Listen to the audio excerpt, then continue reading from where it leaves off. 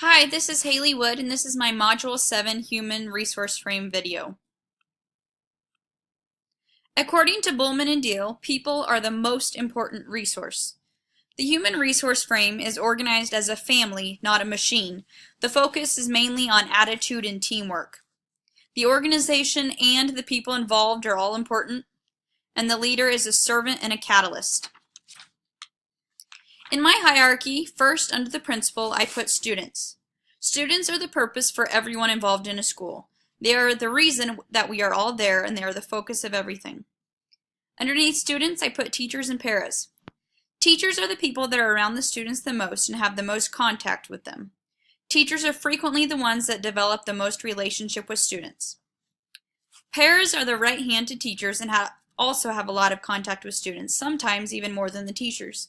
They sometimes notice things about students that teachers don't, and they strive to help them.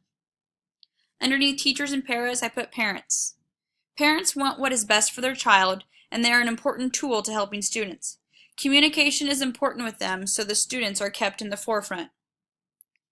Underneath parents, I put office staff, custodians, maintenance, and cooks. The office staff help the principal with all important tasks and are also involved in student activities and issues. They are frequently the first ones to deal with students and parents. Custodians and maintenance staff do so much to keep the school clean and running. They do the tasks that frequently no one else wants to do. Cooks give the students energy and fuel that they need to be successful, especially those students that do not get fed outside of school. Community alumni were at the bottom. They are a great resource to bring activities in or to go out and help. It can help teach the students and staff that it is important to give back.